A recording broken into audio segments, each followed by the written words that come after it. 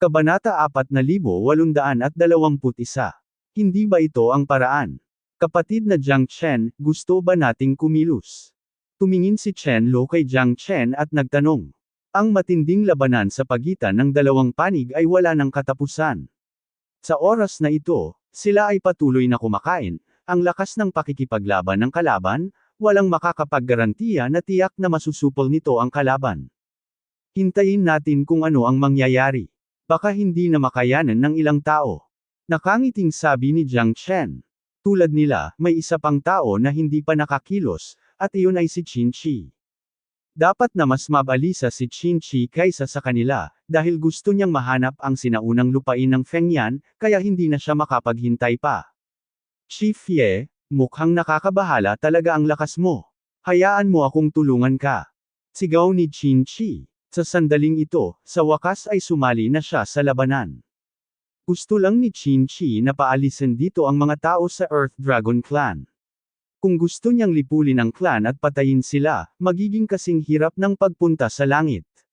Kahit na talagang patayin niya sila, sasaktan lang niya ang mga ito, kaaway sa pamamagitan ng 1,000 at sa kanyang sarili sa pamamagitan ng 800. Ngunit sa oras na iyon, Qin-Shi lahat ng tao sa Mang Clan ay halos patay, paano pa sila magkakaroon ng tiwala sa kanilang sarili? Bilang ninuno ng angkan ng Qingmang, tama lang para sa kanya na kumilos sa oras na ito. Noong nasa matinding kahirapan ang angkan ng Qingmang, siya ang tunay na tagapagligtas. Sakto lang na nahuli ito ni Qin-Shi. Sa oras na ito, kailangan nila ng isang matapang at walang takot na tagapagligtas, at nagkataong naroon si Qin Shi. Pagkatapos magsalita ni Qin Shi, itinapon niya ang kanyang sarili sa labanan, direktang itinutok ang kanyang sibat kay Pan Wulong. Para barilin ang isang tao, barilin muna ang isang kabayo, para mahuli ang isang magnanakaw, hulihin muna ang hari. Hanggat siya at si Ye Luodi ay magsanib puwersa at mahuli si Pan Wulong, ang balanse ng tagumpay ay tatagilid sa kanilang panig. Lumubog din ang puso ni Pan Wulong, na para bang kaharap niya ang isang mabigat na kalaban. Kapag nasali na itong half-nebula level master, bibigyan niya sila ng matinding pressure. Ang kombinasyon ni Ye Luodi at Qin Shi ay ganap na hindi napigilan. Ang paunang paglalakad ni Pan Wulong sa court ay naging mas pasibo. Katumbas ito ng 2 kalahating hakbang na nebula level strongmen na nakaharap sa kanya. Ang ganitong uri ng malakas na pang-aapi, ito ang core ng pagkatalo ni Pan Wulong. Matapos ang mahabang panahon na hindi makaatake, nahulog sila sa isang mapait na labanan. Ang lakas ng pakikipaglaban ng magkabilang panig ay naging mas mahirap, at may ilang mga nasawi. Sinugod nila ang kanilang panloob na espiritu ng pakikipaglaban sa tuktok. Kahit na kung ang isang tao ay patuloy na nahuhulog, hindi sila magiging walang takot. Ngunit si Pan Wulong ang pinuno ng angkan, at hindi niya basta-basta mapanood ang lahat ng nagsasakripisyo. Bilang pinuno ng angkan ng Earth Dragon, dapat siyang maging responsable para sa bawat miyembro ng Earth Dragon Clan. Ang pinakamahalagang bagay ay nagpakita siya ng mga palatandaan ng pagkahapo, ganap na nawala ang pagkakataon, at naging napaka-passive. Sa isa laban sa dalawa, ang kanyang katawan ay pagod na. Kakayanin niya ito sa maikling panahon, ngunit siya pagod na rin, ngunit sa sandaling tumagal ito ng mahabang panahon, lumipas ang oras, at ang kanyang pagkatalo ay tiyak na mapapahamak. Sino ang taong ito? Sa kalahating hakbang na nebula level na lakas, sigurado siya sa tagumpay at hindi nagpakita ng duwag, na nagparamdam kay Ye Luodi na siya ay may banal na tulong, kaya nahulog siya sa malalim na kawalan ng pag-asa. Habang tumatagal, mas marami silang nasawi, at mas naging mahirap ang kanilang sitwasyon. Mukhang ganap na handa ang mga tao ng angkan ng Qingmang sa pagkakataong ito. Kung hindi, paano sila magiging kalmado? Lalo na ang taong nasa tabi ni Ye Luodi, na nag-iisang nagtatag ng tagumpay at iniwan silang walang matakasan. Kahit pilitin mong masugatan, makakabawi ka. Lumikha ng Qingmang Clan, ngunit ito ay hindi katumbas ng halaga, at malamang na sila ay malipol. Nag-alinlangan si Pan Wulong. Alam niyang oras na para umatras at hindi na niya may pagpapatuloy ang pakikipaglaban. Kung patuloy silang lalaban, manghihingi lang sila ng gulo, at hinding-hindi nila magagawang talunin ang angkan ng Qingmang. Sa pagkakataong ito, ang angkan ng Qingmang ay halatang handa ng husto at may napakalakas na mga katulong, kaya nagawa nilang tumayo, na iniwan sila sa isang estado ng napakawalang kibo na walang paraan upang makatakas. Si Pan Rulong ay hindi gustong makipag-away sa angkan ng Qingmang sa simula, ngunit ang kabilang partido ay masyadong mapot, kaya kailangan niyang makipag-away sa kanila. Sa ngayon, hindi maaring maliitin ang combat power ng Qingmang clan, ngunit nagmamadali silang lumaban, ang isa ay lumulubog at ang isa ay lumulubog. Bukod dito, ang kalaban ay may kalahating hakbang na nebula level na katulong upang tumulong, si Pan Rulong ay nasa ilalim ng matinding pressure. Ang taong alam ang kasalukuyang mga pangyayari ay isang bayani. Kung siya ay outrest ngayon, maaari pa rin niyang mapanatili ang kanyang lakas. Gayunpaman, kung siya ay magpumilit na pumunta sa kanyang sariling paraan at labanan ang mga ito hanggang sa wakas, maaari siyang magkaroon ng isang makitid na pagtakas.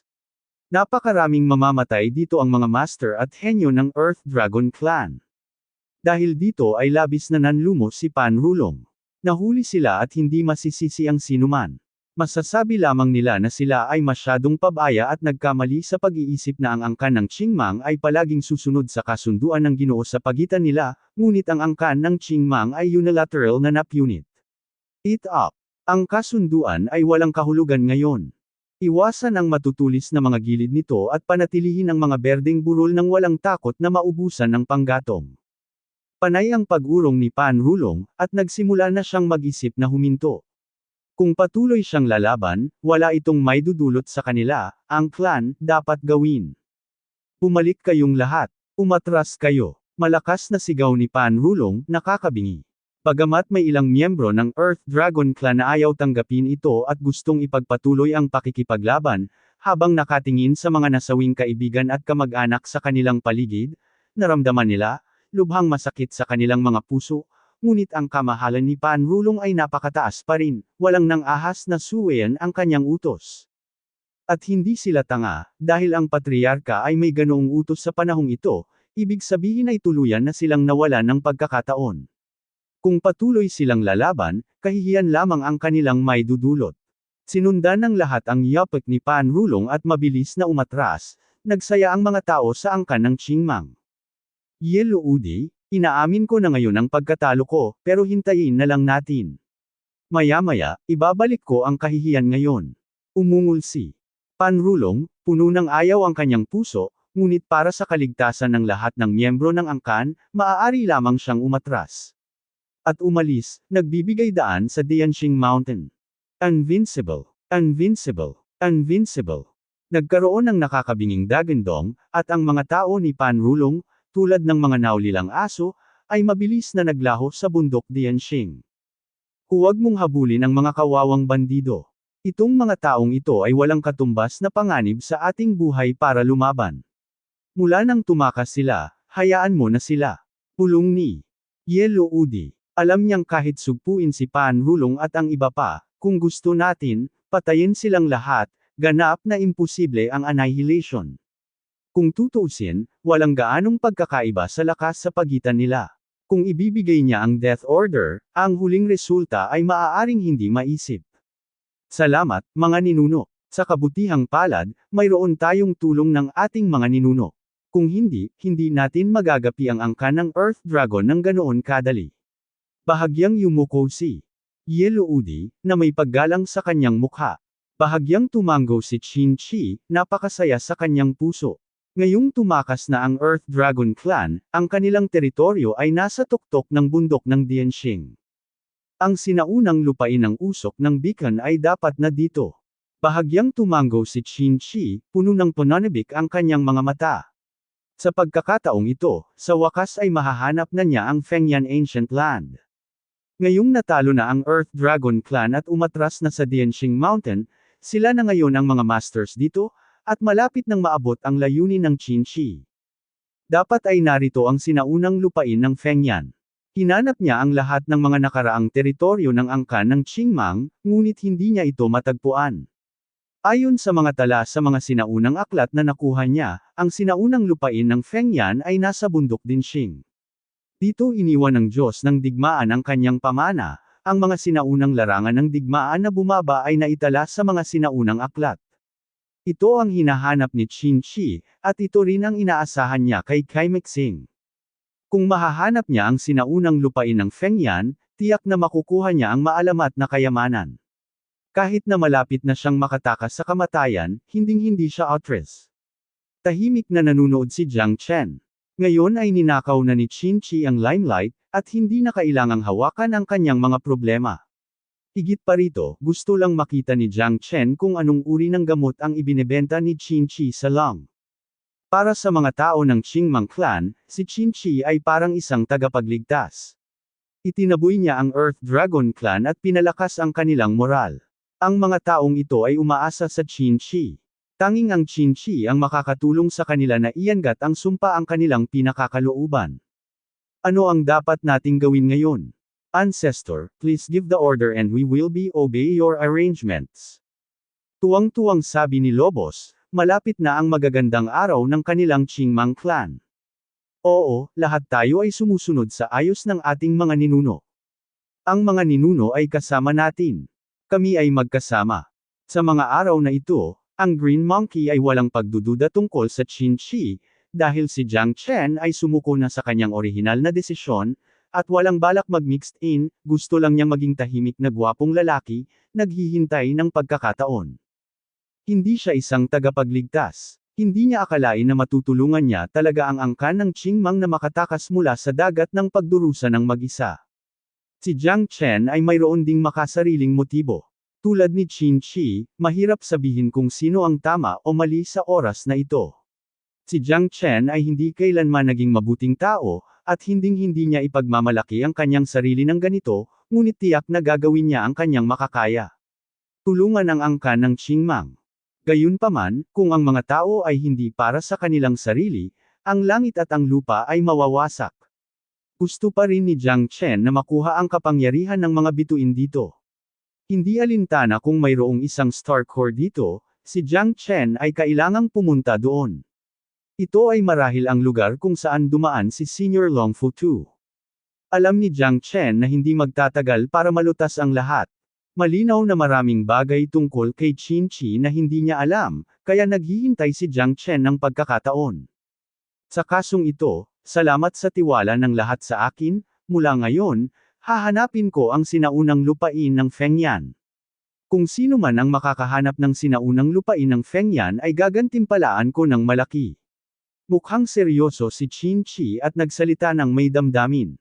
Habang ang kasalukuyang espiritu ng angkan ng Qingmang, ang pinuno, maging ang patriarch na si Yelloudi, ay tila hindi mas kapanipaniwala kaysa sa kanya. Ipapakita ko sa iyo ang direksyon, at ipauubaya ko sa iyo ang natitira. Itinaas ni Qin-Shi ang kanyang mga braso at itinuro pasulong. Lahat ng mga tao ng Qingmang clan ay nasa sabik at nasa sabik. Sumulong sa labanan, ano ang dapat katakutin? Nakakakita ng parami ang Qingmang clan na sumasali sa paghahanap para sa Fengyan Ancient Land, ang mga mata ni Qin-Shi ay naging mas masaya.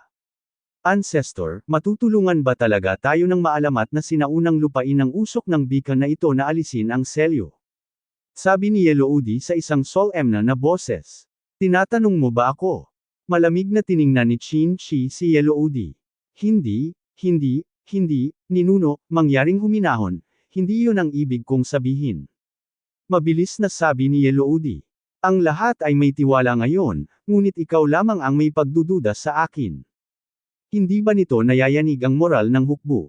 Chief Ye, alam kong isang magandang bagay para sa iyo na maging maingat, ngunit para sa ating angkan ng Qingmang, nag-aalala talaga ako. Ikaw ay, paano ako magiging komportable? Mahirap para sa akin na isakripisyo ang lahat para sa angkan ng Qingmang at mas gugustuhin kong saktan ang angkan ng Earth Dragon. Mali ba ito? Talagang binaygo mo ako. Qin-Shi sabi ng may pagkukunwaring nanghihinayang at umiling. Tuldok. Umiling siya, sobrang lamig ng mga mata. Huwag mo akong sisihin, mga ninuno. Nag-aalala lang ako. Sa paglipas ng mga taon, ang ating angkan ng Qingmang ay nagdusa ng husto. Sa pagkakataong ito, kasama ang ating mga ninuno, magagawa nating alisin ang sumpa at gagawing ganap ang ating mga merito. Pinagsalikop ni Yelloudi ang kanyang mga palad at sinabi kay Qin. She respect, sa oras na ito, siya, Ang patriarch ay hindi sapat upang maalog ang posisyon ni Qin-Shi, at lahat ay masigasig na ngayon. Medyo nag-aalala lang si Yelloody. Hindi siya nang ahas na laban sa Qin-Shi. Kapag napukaw ang galit ng publiko, kahit na siya ang pinuno ng angkan, malamang na itatabi siya ng mga miyembro ng kanyang angkan. Sa pagkakataong ito, ang lahat ng kanilang pag-asa ay nakapin sa Qin-Shi. Tara na, hanapin din natin. Nakangiting tumingin si Jiang Chen kay Chen Lu sa tabi niya, at least nagkunwaring ginawa ito para hindi siya mapansin ni Qin-Shi. Nagkibit balikat si Chen Lu. Tila bukas ang isipan ng panganay na kapatid na si Jiang Chen at hindi man lang nag-aalala sa operasyon ni Qin-Shi. Ang pinakamahalagang bagay ngayon ay manatiling hindi nagbabago bilang tugon sa lahat ng pagbabago. Lumipas ang oras sa bawat minuto, at sa wakas sa dapit hapon ng sumunod na araw, may nakadiscover ng napakalalim na butas. Para sa lahat, ang balitang ito ay lubhang kapanapanabik. Walang sabi-sabi, mabilis na sumugod si Qin-Shi sa butas sa ilalim ng bundok ng Dianxing. Ang butas ay natagpuan sa interlayer ng isang kalaliman. Medyo nakatago ito at halos imposibleng matuklasan. Ngunit para sa angkan ng Qingmang, hindi sila makaligtaan sa anumang lugar, kaya sa wakas ay natagpuan nila ang butas na ito. Nakatayo si Qin-Shi sa bakana ng butas, nakapikit ng mariin, huminga ng malalim. Pagkaraan ng ilang sandali, unti-unting uminit ang kanyang mga mata. Ito ang larangan ng digmaan ng sinaunang lupain ng Fengyan. Hindi ka maaaring magkamali dito. Kumanda kayong lahat at sundan ako sa sinaunang lupain ng Fengyan. Noong sinaunang panahon, ang digmaan sa pagitan ng mga Diyos ng digmaan ay nag-iwan ng sumpa, na nagdulot ng ang aming angkan ng Qingmang ay magdusa ng hindi masabi. Sa loob ng libu-libong taon, ang mga tao ay nasa matinding kahirapan. Sa pagkakataong ito, kailangan kong gumawa ng hustisya para sa langit at humingi ng hustisya para sa aking angkan ng Qingmang. Naunang naglakad si Qin-Shi, at ang lahat ng mga tao ng Qingmang mahigpit na sumunod ang clan sa likuran, sumusunod sa mga ninuno ni Qin-Shi, galugari ng Fengyan Ancient Land ng magkasama. Ancestor Jiang Chen, malalampasan na natin ang sumpa, hahaha. Tuwang-tuwa ako. Medyo nasa sabik si Diluo at may tame time na mukha. Inaabangan nila ito sa lahat ng oras. Ngayon, sa wakas ay mababago na nila ang kanilang kasaysayan. Sa wakas ay aalisin na ng angkan ng Qingmang ang mga tanikala ng panahon. Oo, sana matulungan kitang maalis ang sumpa. Halika, pumasok tayo at tingnan muna. Nakangiting. Sabi ni Jiang Chen, at mabilis na sinundan ang malaking hukbo sa butas sa ilalim ng kalaliman. Qin-Shi nanguna. Gaya ng may isip mo, hindi na siya makapaghintay pa at mas nasasabik pa siya kaysa sa mga tao ng angkan ng Qingmang. Anong uri ng kayamanan ang mayroon sa sinaunang lupain ng usok ng beacon? Paano nito maaakit ng husto ang Qin-Shi? Matapos makapasok sa kailaliman at guwang, sa wakas ay naging mas tahimik ang mga tainga ni Jiang Chen, dahil noong nasa tuktok na sila ng Point Star Mountain, patuloy ang pagbagsak ng malakas na hangin at ulan, at mahirap marinig ng malinaw ang mga tunog sa paligid. Ang planetang Kuimo ay kataas-taasan. Ang bagyo at kulog ay isang sakuna lamang, kaya't ang tatlong pangunahing lahi lamang ang nahirapang mabuhay dito. Ang kalaliman na lukab na ito ay tila napakalaki, 12-12 metro ang lapad, na umaabot hanggang sa lupa. Nang dumaan si Jiang Chen dito, medyo natarante rin siya. Nagdive sila ng buong 100,000 metro bago nila narating ang dulo ng butas. Ang mga pader na bato sa paligid ay punong-puno ng hukay, at parang hindi manual na hinukay. Habang pababa ka, mas makikita mo kung gaano kalalim ang lukab. May mga pulang marka rin ito, at may mga patch ng pulang bato, may kasing dami ng 10,000 metro. Nang pumunta rito si Qin-Shi at ang iba pa, nalaman nilang isa itong lava sa ilalim ng lupa. Pagtingin sa paligid, wala itong katapusan at napakalawak ng espasyo. Gayunpaman, hindi madilim dito, tila medyo madilim. Sa itaas nila, ang daang pader ng bato ay 10-10 metro ang taas, at ang pinakamataas na punto ay higit sa 100 metro ang haba. Mukhang isang hindi maisip na parisukat. Hindi ito dapat ang parisukat, dahil ang lugar na ito ay masyadong malaki at hindi mahuhulaan, at ang parisukat ay hindi sapat upang ilarawan ang kadakilaan ng lugar na ito. May banayad na simoy ng hangin dito, umiihip sa pisngi, at ang tuktok ng ulo ay pawang mga pulang bato, nakapareho ng mga pulang bato na matatagpuan sa guwang, na halos nagbibigay liwanag sa buong espasyo sa ilalim ng lupa. Anong lugar ito? Hindi ba't napakalaki nito? Talagang hindi maiisip na mayroong isang nakakagulat na espasyo. Panipi.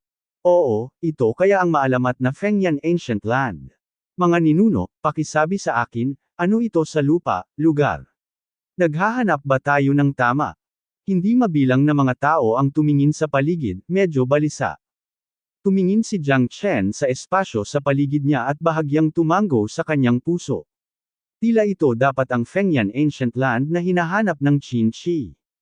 Ang espasyo dito ay lubhang nakapanlulumo. Bagamat ito ay napakalaki, ang 10-10 metrong walang laman ay tila malamang na bumagsak at tumama sa lupa, at sila ay madudurog. Ang pakiramdam na ito ay nakakapanghina, at ito ay isang bagay na palaging inaalala ni Jiang Chen, ngunit sa pag-iisip tungkol dito, siya ay nag-aalala lamang. Natahimik ang mga mata ni Qin Shi at tumango siya ng mariin. Ito ang sinaunang lupain ng Fengyan, tama. Ha, sinaunang lupain ng Fengyan, sa wakas ay natagpuan na kita. Hindi masabi ang pananabik ni Qin Shi, at mas baliw pa siya kaysa sa mga tao ng angkan ng Qingmang. Ang sinaunang lupain ng usok ng Beacon ay ang larangan ng digmaan noong sinaunang panahon. Dito, nakatala ang mga talaan ng walang katulad na malalakas na lalaki na natakot sa lahat sa buong sinaunang panahon. Maraming mga pantas na nahulog dito. Saan man dumaan ang usok ng Beacon, walang sino man tinitirhan. Ito ang tinatawag na sinaunang usok ng Beacon. Lupa. Walang natira ritong buhay. Ito ang pinaka-brutal na digmaan sa pagitan ng mga gods of war sa Kuimu planet. Sabi ni Qin Shi, na tila alam na alam ang lugar na ito. Kahit ang mga tao sa angkan ng Qingmang ay may kaunting kaalaman tungkol dito, ngunit dahil sinabi ito ng mga ninuno, hindi ito dapat mali. Matapos makapasok sa sinaunang larangang ito sa ilalim ng lupa, ang lahat ay tila nasa sabik, bagamat hindi nila alam kung ano ang hinahanap ng ninuno na si Qin Shi. Ano ba Shi, paano natin sila matutulungang iangat ang sumpa ng Qingmang clan, pero at least nahanap na nila ang Fengyan Ancient Land. Puno ng pag-asa at pananabik ang kanilang mga mata. Sa pagkakataong ito, maliligtas na sa wakas ang aming angkan ng Qingmang. Oo, pagkatapos ng 1,000 taon ng paghihintay, nakarating na rin kami sa wakas. Nagbunga na ang aming pagsusumikap, at ang aming mga mahirap na araw ay sa wakas ay matatapos na. Tama iyon. Sa paglipas ng mga taon, wala pang nakakalusot sa Half-Step Nebula level. Siguro kung may unang makakalusot sa Half-Step Nebula level sa pagkakataong ito. Excited na talaga ako. Don't be too happy. Bagamat pinangunahan na tayo ng ating mga ninuno na hanapin ang Fengyan Ancient. Ngunit kung masisira ang sumpa ng selyo ay depende kung makukumpleto ito ng mga ninuno sa susunod. Wala ka bang tiwala sa mga ninuno? Maniwala ka o hindi, sisisihin kita. Lahat ay sabik na subukan, at ang ilan ay may kaunting pagdududa tungkol sa mga ninuno ni Qin Shi. Hindi gagana. Medyo tensyonado na ang dalawang panig. Natuwa si Jiang Chen. Ang mga taong ito ay ganap na tinuturing si Qin Shi bilang isang Diyos. Walang sino man ang pinapayagang magtanong sa kanya. Sila ay talagang isang grupo ng mga idiot. Sa oras na ito, sinabi ni Qin Shi na ang kanilang kabataan was in the shit. Ang panlunas ng Mang clan ay nakakakain sila ng tae, kaya malamang hindi sila magdududa. Ito ay lubhang mapanganib para sa mga tao ng angkan ng Qingmang. Alam ng lahat na kung sila ay masyadong kumbinsido sa Qin Shi, sila ay tuluyang mawawalan ng direksyon. Tamad lang makipagtalo sa kanila si Jiang Chen. Ang mga taong ito ay sumusunod lang sa sinasabi ng iba. Kapag hindi na sila kailangan ni Qin Shi, malamang na sila ay iiwanan na parang sira na sapatos. Halatang tuwang-tuwa si Qin Shi, at masasabi rin ni Jiang Chen na nakatingin siya sa paligid. Ang lupa sa ilalim ng iyong mga paa ay may malambot na texture. Sa oras na ito, ang lahat ng bagay sa paligid mo ay tila umaagos sa mabagal na hangin at buhangin. Ito ay hindi isang desperado na lugar, at mayroon pa itong malamig at malamig na kapaligiran. Patay na tao, paanong may patay na tao dito? Isang sigaw ang narinig. Isang 10 talampakan ang haba na tao ang nakahandusay sa lupa, parang kamamatay lang. Natuyo ang dugo, ngunit ang kanyang katawan ay parang napakahusay na napreserba, maliban sa ang dugo ay natuyo. Hindi ba't kamamatay lang ng taong to? Baka may ibang nauna dito sa atin. Sabi ng may pangit na mukha. Mahirap sabihin, ngunit ang taong ito ay tila hindi mula sa angkan ng Earth Dragon. Tingnan mo, marami pa rito. Tumingin ang lahat. Sa paligid, ang ilan sa kanila ay may hawak na armas sa kanilang mga kamay, at ang iba sa kanila, ay patay pa rin, na nakabukas ang kanyang mga mata, na nakakatakot. Medyo hindi rin mahuhulaan si Jiang Chen. Talagang walang paraan na kamamatay lang ng mga taong ito. Kung patay na sila sa loob ng libu-libong taon, paano pa sila mabubuhay? Ang hangin at buhangin dito ay napakabagal at magaan, ngunit sigurado si Jiang Chen na dapat ay may tunog ng hanging dumadaan ng mabagal. May isa pa dito. May mabangis din na toro dito. Masyadong malaki, dapat 10 talampakan yun, di ba? Parami ng parami ang nakatuklas nito, at unti-unting natutuklasan ang mga halimaw na hayop. Ang lupain dito ay maalon. Ngunit mayroong maraming tao ang maaaring nabaon sa buhangin. Ang nakapaligid na mga sinaunang puno ay pawang esmeralda berde at tila napanatili pa rin ang kanilang orihinal na anyo. Tahimik pa rin ang ihip ng hangin at buhangin na tila wala. Hinawakan ni Jiang Chen ang patay at nakitang malamig nga ito. Maganda ang balat ng taong ito. Kahit na matagal na siyang patay, walang bakas ng kaagnasan sa paglipas ng panahon. Mukhang napakasamang lugar ito. Pulong ni Jiang Chen. Para itong mga gulong na gumugulong. Bagamat wala na ang apoy at usok ng nakaraan, may mga bangkay at bangkay ng mga halimaw, ngunit ito ay nagpapaalala sa mga tao na doon ginamit, upang maging isang nakakagulat na digmaan dito. Ang sinaunang larangan ng digmaan na ito ay puno ng kakaiba. Si Jiang Chen ay lubhang maingat sa kanyang puso. Kahit na siya ay hindi makita kung anong uri ng kakatwa ang nasa loob nito. Gayunpaman, dapat siyang mag-ingat sa paglayag sa 10,000 taong barko at makipagkasundo dito sa sandaling ito ay dumating, no choice, kailangan niyang harapin ng mabuti, tama. Hindi bababasa, hindi na kailangang mag-alala ni Jiang Chen sa pagpasok sa labanan ngayon. Qin-chi man ito o ang angka ng Qingmang, ang mga bagay na ito ay aayusin. Ngayon isa na lang siyang nilalang sa likod ng gulong, at walang pakialam. Iyon din ang unang pagkakataon na nakita ni Chen Lu si kapatid na Jiang Chen na napakalibang at hindi nag-aalala. Mas mabuti sa ganitong paraan. Umupo sila ng matatag sa Daoyute upang makita kung anong mga trick ang gagawin ni Qin-chi. Kapatid na Jiang Chen, sa tingin mo ba ang mga taong ito ay talagang mga Diyos ng digmaan mula pa noong sinaunang panahon? Anong uri ng pag-iral sila? Tanong ni Chen Lu. Ang hirap sabihin. Ang balat ng mga taong ito ay maaaring basagin ng bala. Parang kamamatay lang nila, pero 50 taon nang naagnas ang katawan nila. Normally, kahit sila ay makapangyarihang tao sa 9 heavens and 10 earths, at imposibleng magarantya ang immortalidad ng katawan sa daan-daang milyong taon pagkatapos ng kamatayan. Kaya nga sinabi ko na may kakaiba dito. Nag-iisip na sabi ni Jiang Chen, na may mas maraming pagdududa sa kanyang mga mata. Walang sino man alam niya ang lugar na ito. Ano ang nangyari sa nakaraan, ngunit sigurado si Jiang Chen na ito ang sinaunang larangan ng digmaan na hinahanap ni Qin-chi, ang sinaunang lupain ng usok ng beacon. Gayunpaman, hindi niya alam kung bakit nangyari ang ganoong bagay. Kung gayon, manatili na lang tayo sa likuran nila ng masunurin. Nilabas ni Chenlo ang kanyang dila. Talagang nag-aalala siya na baka may masamang mangyari dito, ngunit ito mismo ang gustong hanapin ni Qin-chi.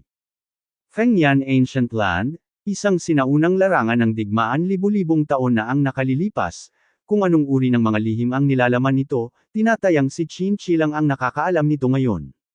Maghintay lang at tingnan kung ano ang mangyayari. Huwag kumilos maliban kung talagang kinakailangan. Sabi ni Jiang Chen sa malalim na boses. Atensyon sa lahat, ito ang Fengyan Ancient Land na hinahanap natin. Ngayon ay nakarating na tayo. Ang hinahanap natin ay ang lokasyon ng Fengyan Ancient City.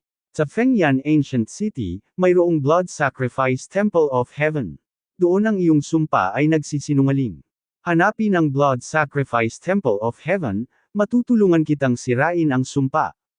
Itinaas ni Chinchi ang kanyang mga braso at sumigaw, ang kanyang mga mata ay nagpapakita ng hindi pa nagagawang pananabik. Sa oras na ito, hindi pa siya nalalayo sa kanyang dakilang adhikain, at dapat siyang magsumikap. Hanggat nahanap niya ang kanyang nais, walang makakapigil sa kanyang pagbangon. Nanguna si Chinchi at sumugod sa harapan, na nagpapataas din ng kumpiyansa ng lahat. Ang mga ninuno ng Chinchi ay napakatapang at walang takot, ano ang dapat nating katakutin? Panipi. Oo, sa pagsunod sa mga yapak ng ating mga ninuno, kailangan nating hanapin ang Blood Sacrifice Temple of Heaven. Panipi. Sa pamumuno ng ating mga ninuno, gagawin natin, malampasan ang lahat ng kahirapan at iangat ang sumpa. Panipi. Lahat, magsikap at mabilis na mahanap ang Blood Sacrifice Temple of Heaven. Rush. Lahat ng mga tao ng Qingmang clan ay nababaliw na. Tila natagpuan na nila ang susi sa langit. Marahil ito ay dahil sa sobrang tagal na nilang nalulumbay. Kaya't parang desperado na ako. Nakatagpo ako ng pag-asa sa kawalan ng pag-asa, at iyon ang dahilan kung bakit ako naghi-hysterical. Walang exception si Diluo. Sumama rin siya sa karamihan at nagsimulang kumalat, hinahanap ang sinaunang lungsod ng Fengyan. Mukhang hindi ganoon kahirap maghanap ng sinaunang lungsod sa lupaing ito, walang nakakaalam kung gaano kalaki ang sinaunang larangang ito.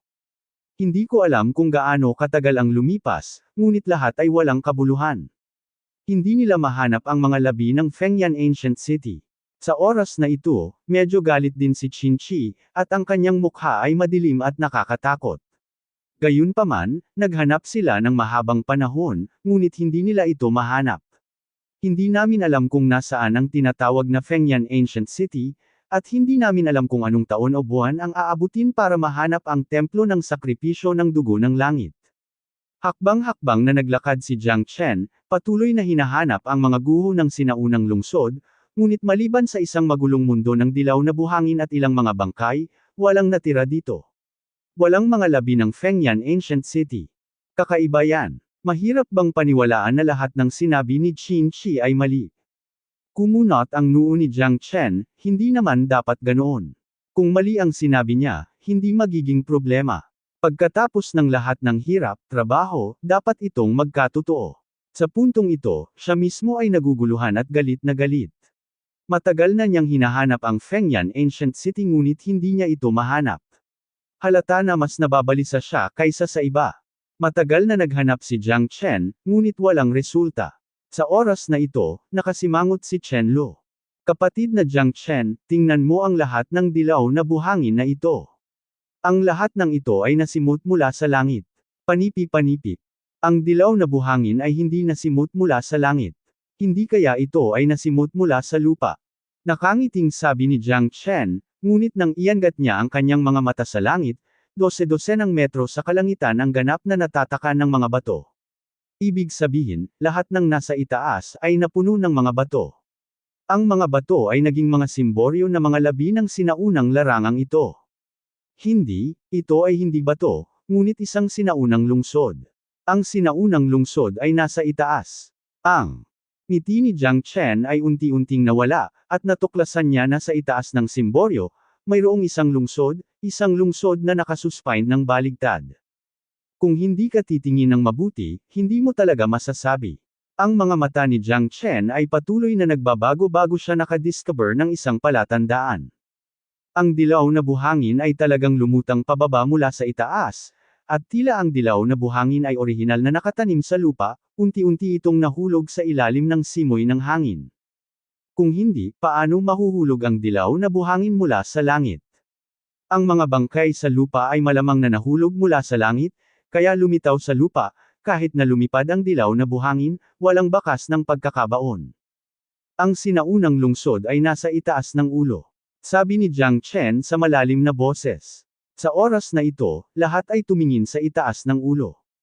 Nasaan ang sinaunang lungsod? Halatang walang kwenta ang sinasabi mo. Panipi. Tama, bakit hindi ko nakita? Kalokohan ang pinag-uusapan niyo dito. Hindi ko talaga alam kung bakit siya pinabalik ni Diluo. Anong papel ang ginagampanan nito? Imposibleng magbigay ng anumang kontribusyon sa aming angkan ng Qingmang. Panipi. Kalokohan ang sinasabi mo, paalisan ka namin sa pangkat ng angkan ng Qingmang. Ito ang aming teritoryo, at ikaw ang aming sangmenshing. Kung ito ay hindi para sa iyo, marahil ay natagpuan na natin ang sinaunang lupain ng Fengyan. Sa harap ng mga pagdududa ng lahat, si Jiang Chen ay walang anumang pagtanggi, nakasimangot siya at nanunuya. Maging si Qin Shi ay nakaupo sa bundok na nanunood ng laban ng tigre, dahil mahirap para sa kanya na palayasin si Jiang Chen sa angkan ng Qingmang. Ngunit kung ang lahat ay magiging isang tigre, kung ang lahat ay walang magandang impresyon sa kanya, ito ay mahirap itaboy si Jiang Chen sa angkan ng Qingmang, maiintindihan na ito ang teritoryo ng angkan ng Mang. Bagamat hindi niya sineseryoso si Jiang Chen, mas mabuting makalayo ang tae ng daga na ito. Hindi ito sineryoso ni Jiang Chen. Dahil napakamangmang mo, hayaan mong ipakita ko sa iyo kung nasaan ang sinaunang lungsod ngayon. Eternal Immortal Wind. Isang bagzo ng hangin ang umihip sa kalangitan, at sa pagitan ng mga simboryo, biglang lumipad ang buhangin at mga bato. Ang buhangin ay patuloy na bumabagsak mula sa tuktok ng kanilang mga ulo. Ang puso ng lahat ay lumubog. Si Jiang Chen ay talagang inatake sila. Kung ikaw gustong humarap sa kanila, sa mga batong tumutusok sa langit at sa dilaw na buhangin na pumupuno sa kalangitan, pakiramdam ng lahat ay kaharap nila ang isang mabigat na kaaway. Sa oras na ito, kahit si Chen Lu ay nag-aalangan at hindi alam kung ano ang gagawin. Natuklasan ba talaga ni Brother Jiang Chen ang mga guho ng sinaunang lungsod na ito? Nakatayo sa likod ni kapatid na Jiang Chen, hanggat may kaunting pag-aatubili, kikilos siya ng walang pag-aalinlangan, lalaban hanggang kamatayan kay kapatid na Jiang Chen, at hinding-hindi papayag na saktan ng sinuman si Brother Jiang Chen. Mag-ingat ang lahat. Ang Jiang Chen na ito ay may masamang intensyon. Dapat tayong mag-ingat. Panipi. Ayusin sa pagbuo. Ang Qingmang clan ay hindi kailanman magiging alipin. Hoho maghanda upang labanan. Ang lahat sa Qingmang clan ay sila ay handa na, ngunit sa oras na ito, ang dilaw na buhangin ay unti-unting naglaho at ang kalangitan ay naging mas malinaw, gayunpaman, ang mga tao ng angkan ng Qingmang ay lahat ay nahihiya, at ang ilan sa kanila ay kalahating nabao ng dilaw na buhangin. Nang makita ang kanilang nakakahiyang eksena, hindi napigilan ni Chen Lu na matawa. Ang mga taong ito ay isang grupo ng mga tulala. Ngayon, itaas ang iyong ulo at tingnan kung sino ang nanlilinlang sa iyong sarili at sa iba. Mahinahong sabi ni Jiang Chen. Ang lahat ng mga tao ng angkan ng Qingmang ay natulala at nagkatinginan, napagtanto na hindi sila inatake ni Jiang Chen, ngunit nakatayo sa malayo, nakatayo ng may pagmamalaki, tahimik na nakatingin sa kanila. Ang mga tao ng angkan ng Qingmang ay tila nababatid ang isang bakas ng kahihiyan. Si Jiang Chen ay hindi kumilos. Sa kabaligtaran, sila ay labis na natakot na halos kumilos sila laban kay Jiang Chen. Tingnan mo, tila may lungsod talaga sa itaas natin.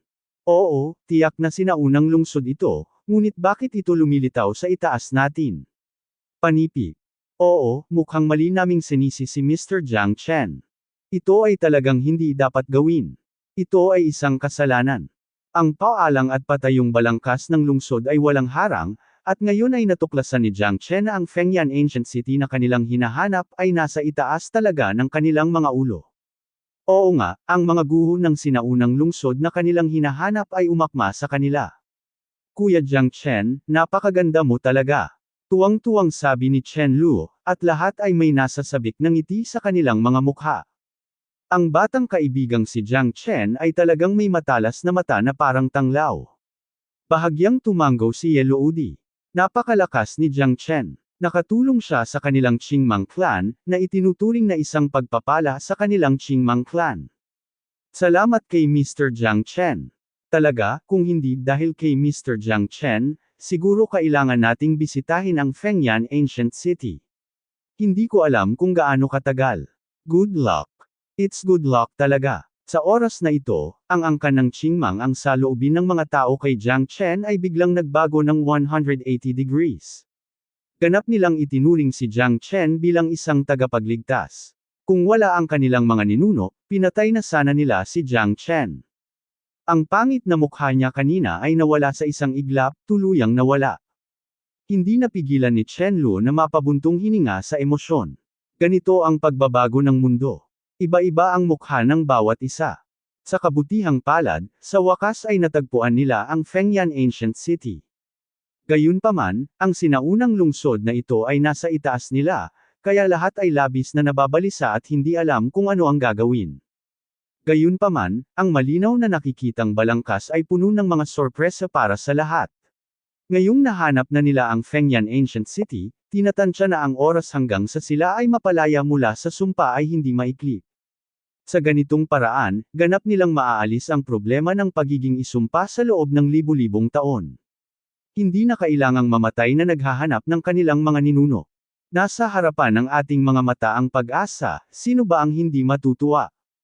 Labis na nagulat si Qin Shi. Hindi niya inaasahan na tutulungan siya ni Jiang Chen. Kung hindi dahil sa kanya, gaano katagal silang hahanapin para mahanap ang maalamat na sinaunang lungsod ng Fengyan.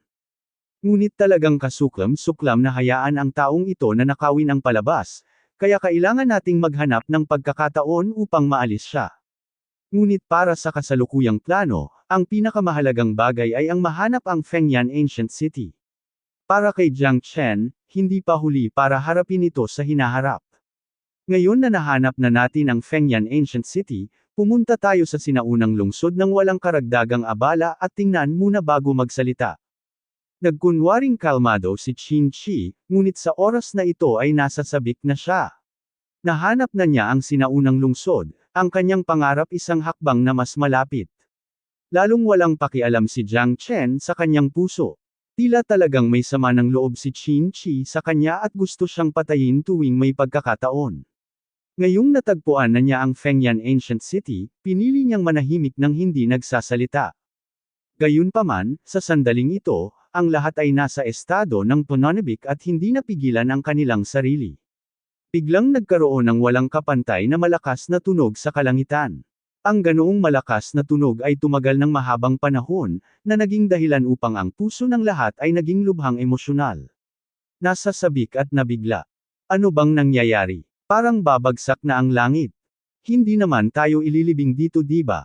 Tama, ano ba ang dapat nating gawin, o mabilis tayong makaalis? Ang digmaang ito ay sinaunang lupa, ay talagang napakasama.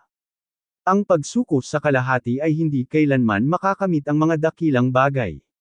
Nasa harap na natin ang ating tagumpay, paano tayo makaka-atres? May mga alon ng mahinang dagandong mula kay Zihong sa karamihan, ngunit may mga boses din ng panik. Pagkatapos ng lahat, ang buong Fengyan Ancient Land ay nanginginig na ngayon, na nagbibigay sa mga tao ng matinding pang-aapi. Kung ang buong Fengyan Ancient City ay ganap na bumagsak, lahat sila ay hindi makakatakas sa kamatayan. Kasalanan ni Jiang Chen ang lahat. Kung hindi niya naidulot ang bagyo ng masamang hangin na ito, nasa bingit na ng pagguho ang Fengyan Ancient City. Tama, hindi ko inaasahan. Sinaktan tayo ng ganito. Sino ang makakapagparaya nito? Pagtiisan mo ako, panipi. Leader ng clan, itong si Jiang Chen ay may masamang intensyon, siya ang nawawalang bituin ng ating angka ng Qingmang. Kung hindi natin aalisin ang lalaking ito, mahirap para sa atin na unawain ang puot sa ating mga puso. Ipapadala niya tayong lahat sa Abbey Hell. Napapikit si Jiang Chen. Ang mga taong ito ay isang grupo lamang ng mga katutubo. Ngunit sa oras na ito, nakatuklas din ng clue si Jiang Chen. Tila hindi babagsak ang langit, ngunit may kaguluhan sa ilalim ng lupa. Nangyayari ang kaguluhan. Palakas ng palakas ang tunog, kaya naisip nila na bumabagsak ang langit. Kuya Jiang Chen, ano ang dapat nating gawin? Kasama pa ba natin sila? Tanong ni Chen Lu sa mahinang boses. Sa pagkakataong ito, tila naging target sila ng pambabatikos ng publiko. Huwag kang mag-alala, hindi sila mamamatay. Hindi magtatagal. Ang mga taong ito ay tiyak na itikom ang kanilang mga bibig. Alinman sa lahat sila ay patay na, o sila ay isinilang na muli. Ang boses ni Jiang Chen ay kalmado, nang walang anumang pag-aalinlangan. Ang mga taong ito ay nakita ko na sa pamamagitan nito. Maingat ding tinitigan ni Qin Shi ang paligid, na may seryosong mukha, na paharap sa umaalon na lupa at mga bundok, lahat ay natarante sa kanilang mga puso. Sa wakas, ang isang makayanang pagbabalik tanaw ng Tiangang ay nagpatigil sa paghinga ng lahat. Ang napakalaking sinaunang larangan ng digmaan ay talagang gumawa ng 180 degree na pagbaligtad sa isang ito. Tulad ng isang gulong, unti-unting bumababa ang Fengyan Ancient City, at ang lupang orihinal nilang natapakan ay nagsimulang bumaliktad, sa itaas ng kanilang mga ulo. Kasabay nito, ang kanilang mga katawan ay nahulog din, at sa wakas ay dumaong sa Fengyan Ancient City. Sa sandaling ito, muling umihip ang hangin at buhangin, na humahampas sa pisngi ng lahat, at bumagsak mula sa langit, na parabang hindi nangyari ang lahat. Gayunpaman, ang mukha ng lahat ay puno ng pagkabigla, at ang lahat ay tila isang panaginip. Hindi nila pinangarap na sa mundong ito, isang 180 degree na pagbabago ang mangyayari. Lahat ay hindi makapaniwala. Ang sinaunang lungsod sa kanilang harapan ay puno ng pagiging simple, ngunit walang hangin at buhangin. Anong nangyayari sa atin? Anong nangyayari? Baka Fengyan Ancient City ito. Panipi. Who knows, pero mukhang nahanap na talaga natin ang Fengyan Ancient City. Panipi. Okay lang ba ang lahat? Muntik na akong patayin nito lola. Oo, ayos lang, walang panganib, phew. Nagkatinginan ang lahat at nakahinga ng maluwag. Tutal, maayos naman sila, at natagpuan na nila ang Fengyan Ancient City. Iyon ang pinakamalaking pakinabang. Kasalanan mo ang lahat. Jiang Chen, alam mo na ba na ang sinaunang lungsod na ito ng usok ng beacon ay iikot? Talagang kasuklam-suklam na takot tayo. Sabi ni Lobos, na galit na nakatingin kay Jiang Chen. Tuldok. Oo, hindi mo ba kami sinasadya na asarin? Damn it. Panipi. Hindi ba't mas maganda kung sinabi mo sa amin kanina na kami ay handa? Ngayon lahat kami ay nahihiya at halos matakot sa kamatayan. Masaya ka ba sa pagkakataong ito? Humph. Hindi mahuhulaan ng mga tao. Mukhang minamaliit talaga namin ang lalaking ito. Walang hiya, ba? Gusto lang yata niyang makita ang mga biro namin. Parami ng parami ang. Naglalaslas sa panig ni Lobos, hindi inaasahan ni Chenlu na hindi. Ang mga taong ito ay hindi nagpapasalamat kay kapatid na Jiang Chen, ngunit ngayon ay itinuturo nila ang daliri kay kapatid na Jiang Chen. Paano magkakaroon ng mga hindi makatwirang tao sa mundo? Ang mga taong ito ay ganap na mga barbaro. Nagiging unreasonable ka pa rin ba? Kung hindi dahil kay Brother Jiang Chen, mahahanap mo kaya ang Fengyan Ancient City. Ngayon sinisisi mo pa rin si Brother Jiang Chen. Napakawalan mo. Ang ganitong uri ng kabayaran ng kabaitan na may puot, hindi ba? Exclusive ba ito sa iyong Qingmang clan? Naiinis na sabi ni Chen Lu, na agad namang pumukaw sa galit ng maraming tao sa angkan ng Qingmang. Tumahimik ka. Isang grupo ng mga makulimlim na tao, bakit napakawalan mo? Gusto mo ba talagang malito ang tama at mali at magdulot ng gulo? Panipi. Tumayo si Yeloudi sa oras na ito. Ang hindi inaasahan ni Jiang Chen ay siya talaga, tumayo, bihira ang side ko. Kung hindi dahil sa maliit na kaibigang si Jiang Chen, maaaring hindi mo mahanap ang Fengyan Ancient City kahit na mahanap mo na ito magpakailanman. Ngayong nahanap mo na ito, hindi ka lang nagpapasalamat, kundi itinuturo mo rin ang iyong daliri sa ang iba. Hindi ba masasaktan ang konsensya mo? Kung hindi sa ngayon, sa mga pambihirang panahon, hinding-hindi ko kayo papakawalan na mga bastardo. Kailan pa naging walang pinipili ang ating angkan ng Qingmang? Dahil sa sinabi ni Yeloudi, maraming tao ang napayuko. At namula. Gayunpaman, masasabi ni Jiang Chen na ang ilang mga tao ay puno pa rin ng sama ng loob sa kanya. Ang mga taong ito ay nagpapakain lamang ng mga hindi pamilyar na anak ng lobo. Sa kanilang mga mata, maging ang iyong paghinga ay mali. Chin-chi na lang ang natitira sa kanilang mga mata. Ninuno, siya ay huwag seryosohin ang sinuman, lalo na si Jiang Chen. Kahit na ang katayuan ng pinuno ng angkan na si Yeloudi ay lubos na iginagalang, pagbabanta. Salamat sa iyo sa pagkakataong ito, munting kaibigan na si Jiang Chen, kung hindi talaga natin alam kung kailan at anong buwan natin makikita itong Fengyan Ancient City. Nakangiting sabi ni Yeloudi. Okay lang, effort lang naman. Mahinahong sabi ni Jiang Chen. Let's go. Ngayon na nahanap na natin ang Fengyan Ancient City, pumasok tayo at tingnan natin. Sabi ni Qin-chi sa mahinang boses at sumulyap kay Jiang Chen. Walang ekspresyon ng pasasalamat, sa halip ay isang pakiramdam ng tit for tat. Hindi nag-abala si Jiang Chen na maging pamilyar sa kanya.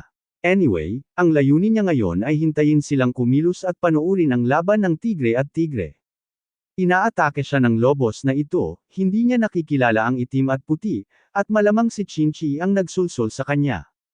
Pagkatapos ng lahat, natagpuan niya itong Chinchi, kaya walang masasabi tungkol sa kanilang dalawa na nakasuot ng pantalon. Ang Fengyan Ancient City ay napakalaki at nakakagulat. Maging si Jiang Chen ay masyadong emosyonal.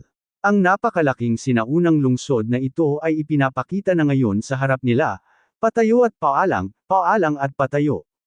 Bagamat ang dominanteng estilo ng sinaunang lungsod ay wala na, tanging hindi mabilang na mga tao ang natitira. Ang mga pader ay nasira, ngunit makikita na ito ay tiyak na isang nakakatakot na sinaunang lungsod. Sa di kalayuan, para itong totoong dragon na nakabaon sa lupa. Ang mga tao ng angkan ng Qingmang ay hindi nagpatuloy sa pakikibaka, ngunit mabilis na sinundan si Chinchi sa sinaunang lungsod. Paumanhin, Ancestor Jiang Chen.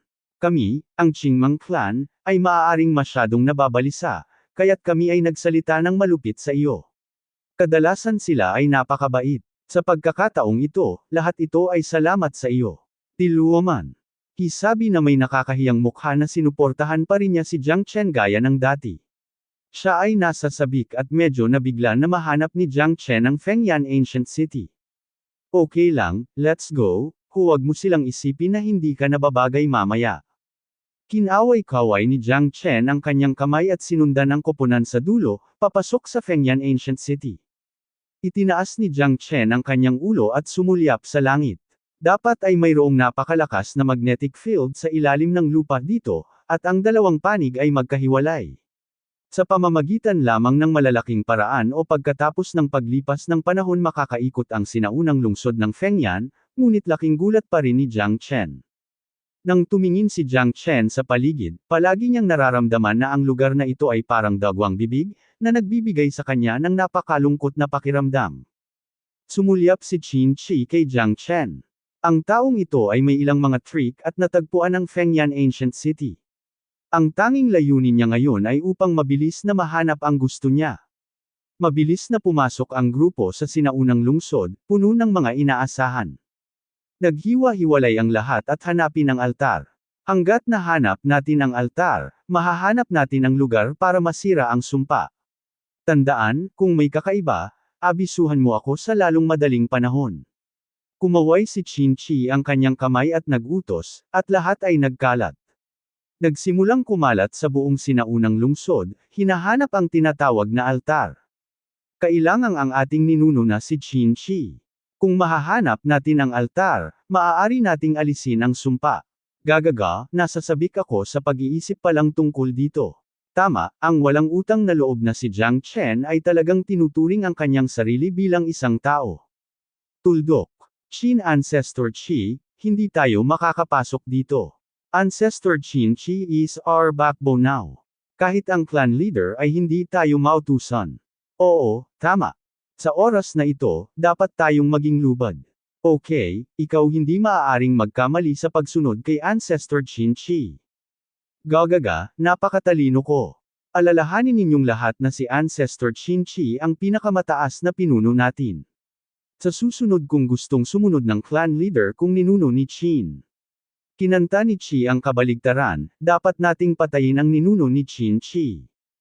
Napabuntong hininga si Jiang Chen na may damdamin, ang mga taong ito ay naging mga alipors ni Qin Qi at ganap na na-brainwash ni Qin Qi, maging ang kanilang pinuno ng clan huwag na itong seryosohin. Tila napipilitin pa rin sila ng sumpang ito. Isa lang ang ideya sa kanilang puso ngayon, iyon ay, alisin ang sumpa sa lalong madaling panahon, lumipad, at hindi na magdusa sa Kuimo Planet. Gusto nilang matapang, paglalakbay sa dulo ng mundo. Sa sandaling ito, may bumulalas, na parang may natuklasan, at maraming tao ang mabilis na naglayas. Ang laking bakas ng paa. Gaano ba dapat kalaki ang taong ito? Panipi. Oo, ito ang unang pagkakataon na nakakita ako ng ganoong kalaking bakas ng paa. Kahit na ang mga halimaw ng angkan ng Earth Dragon ay malamang na walang ganoong kalaking bakas ng paa. Talaga. Masasabi bang may nakagigimbal na mga higanti dito dati? Panipi. Hindi ko pa ito narinig. Marami na akong nabasang mga sinaunang aklat ng aming angkan ng Qingmang, ngunit wala pa akong narinig na ganito kalaking higanteng umiiral dito. Panipi. Siguro dito. Ito ay isang sinaunang lungsod, marahil ito ay mga labi ng isa pang sibilisasyon ng tao bago sa atin, at nawala na ang mga ito bago tayo lumitaw. Natahimik ang maraming tao. Marahil ito ay totoo, ang Fengyan Ancient City na ito ay ganap na naglaho nang lumitaw sila sa Kuimo planeta. Ngayon lang nila mahahanap ang mga labi ng Fengyan Ancient City. Para sa mga nakakalat na sangay na ito at malalaking sinaunang lungsod, hindi nila ma-verify ang mga ito. Oo. Ang footprint na ito ay higit sa 30 talampakan ng haba. Ang higanteng ito ay hindi mailarawan ng isip. Tila ang bahagi ng mga guho ng sinaunang lungsod dito ay nawasak ng bakas na ito. Sabi ni Yellow Udi na nakakunot ang noo. Nabalitaan ko na may mga higanti sa Kuimo planet noon, at sa paghusga sa lawak ng pagkawasak ng lungsod na ito, dapat ay nawasak sila ng mga higanti. Maraming mga tao sa paligid na namatay ng abnormal.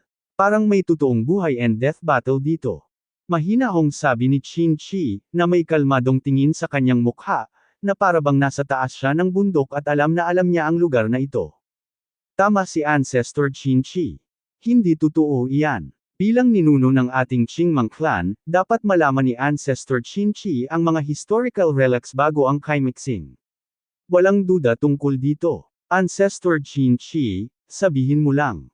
Wala tayong masasabi kung ano ang dapat nating gawin. Nagsimulang humanga muli ang lahat kay Qin Shi at paulit-ulit siyang pinuri. Nasa unahan ng pangunahing lungsod. Dumaan muna tayo dito. Sabi ni Qin Shi. Ancestor Qin Shi, nakakita ako ng open-air square sa harap na may maraming estatwa. Ito kaya ang lugar ng pagsamba na binanggit mo. May sumugod sa Qin Shi at excited na sinabi. Ginalaw din ni Qin Shi ang kanyang mga mata at tumingin sa malayo. Let's go. Pagkatapos sabihin iyon, walang tigil na sumugod si Qin Shi, sinundan ng malapitan ni Jiang Chen. Para sa mga tao ng Qingmang clan, walang katapusan ang mga tagay.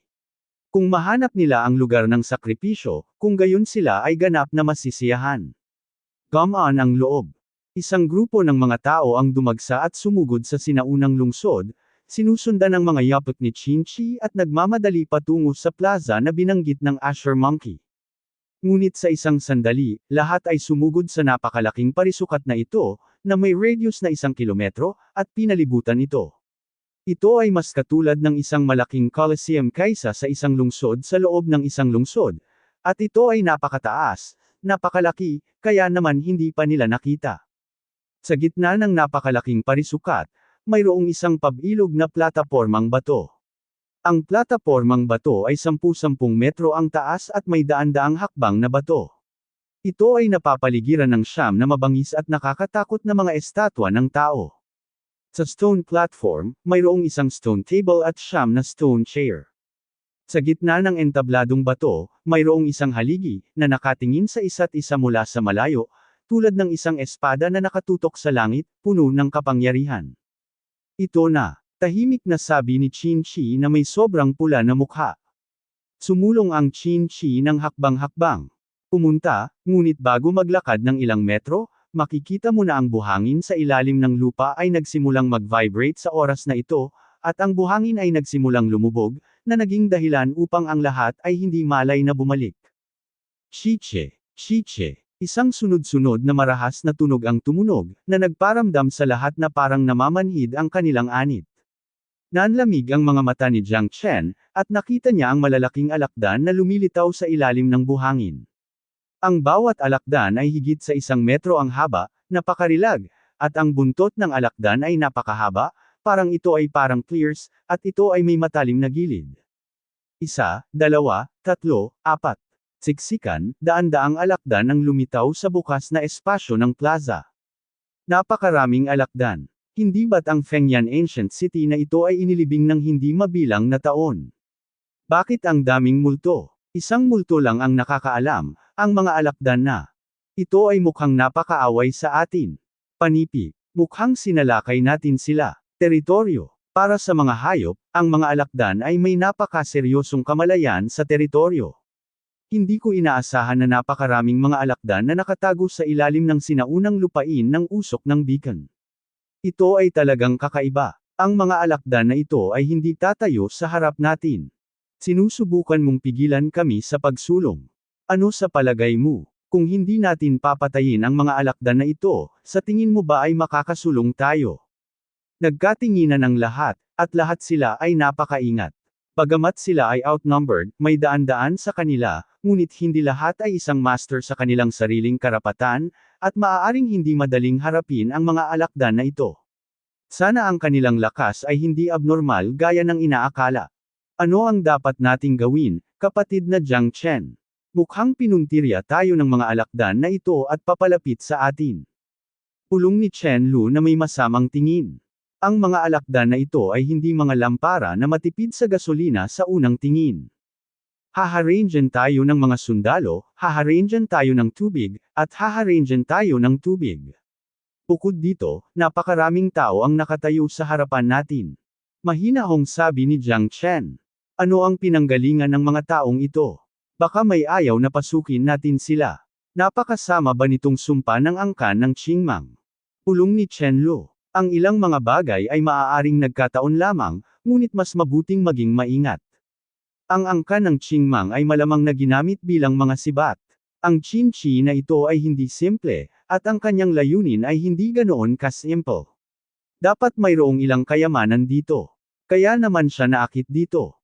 Kung tungkol sa mga alakdan na ito, sila ay mga hadlang lamang. Depende kung kaya mong sugurin ang mga ito.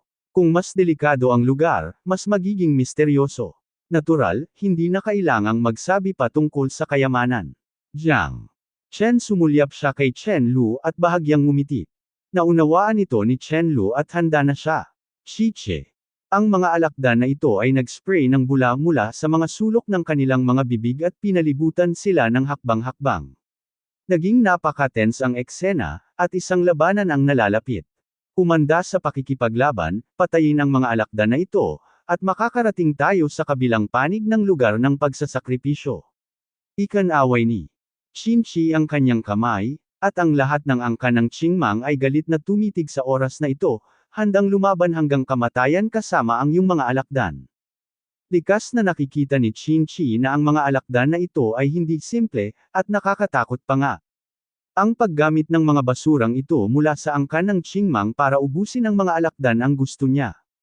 Bagamat hindi ko alam kung saan nanggaling ang mga alakdan na ito, ang mga tao sa angkan ng Qingmang ay hindi madaling guluhin. Hayaan silang kumagat ng mga aso, na perpekto. Kumanda kang lumaban at protektahan ang mga ninuno ni Qinchi. Patayin ang mga bastard na ito, at darating ang ating isinumpang lugar. Basta sirain natin itong lugar na ito ng sakripisyo, mababawi natin ang ating kalayaan, ha. Mga kapatid, meron, ang ating madaling araw, lumaban tayo. Hayaang kumalat ang kaluwalhatian ng angkan ng Qingmang sa buong planeta ng Kuimo, at hayaang madama ang ating pawis sa bawat sulok. Sumimangot si Jiang Chen, isang grupo ng mga baliw, sila ay ganap na na-brainwash ng Qin Chi, pero ngayon kailangan na talaga nilang umatake ng buong lakas. Maraming alakdan, higit pa sa Asher Monkeys. Halos 2 o 3 alakdan ang humarap sa isang Asher Monkey. Agad na sumiklab ang labanan, at ang mga dagandong ay pumuno sa malaking beast fighting square, umaalingaw sa mga alon, umaalingaw sa buong langit, na parang muling nililika ang mga taon ng pakikipaglaban sa mga hayop libu-libong taon na ang nakalilipas, ang lupaing ito ay muling napuno ng kaguluhan. Ang mga alakdan na ito ay higit na nakakatakot kaysa sa inaakala ni Jiang Chen. Sila ay napakabilis, at sila ay lumalaban sa kanilang sariling larangan. Sila ay sumugod ng walang anumang pag-aalinlangan. Ang kanilang mga matutulis na plays at mailap na mga buntot ng alakdan ay halos nakamamatay na mga sandata. Paano naging napakasimple ng mga alakdan na ito pagkatapos makaligtas sa hindi mabilang na mga taon sa mga guho ng sinaunang lungsod na ito? Ang lakas ng bawat alakdan ay lubhang nakakatakot. Kapag ang 2 alakdan ay nagsanib puwersa, kahit na ang ilang Asher Monkey mula sa ika-8 antas ng bituin ay kailangang umiwas sa kanilang matutulis na mga gilid. Kahit na may daan-daang tao, imposibleng ang lahat ay maging isang ika-8 antas na bituin. Ang ilang Asher Monkey na may bahagyang mahinang lakas ay mahihirapang sumulong sa oras na ito. Ang labanan sa pagitan ng dalawang panig ay lubhang mahigpit. Scorpion man ito o mga miyembro ng angkan ng Qingmang, ang mga tao ay patuloy na nahuhulog sa isang pool ng dugo, at ang kanilang mga buto ay inilibing magpakailanman sa sinaunang lungsod ng Fengyan. Ang mga hiyawan at hiyawan ay walang katapusan, at ang eksena ay nagiging mas nakakagulat, isang buhay at kamatayan na labanan. Gayunpaman, napakaraming mga alakdan ang unti-unting nakakuha ng kapangyarihan, mahigpit na pinipigilan ng Asher Monkey ng angkan ng Qingmang. Ang sitwasyon ay napaka-passive. Sina Jiang Chen at Chen Luo ay parehong maingat, umiiwas habang nakikipaglaban kay XCZ.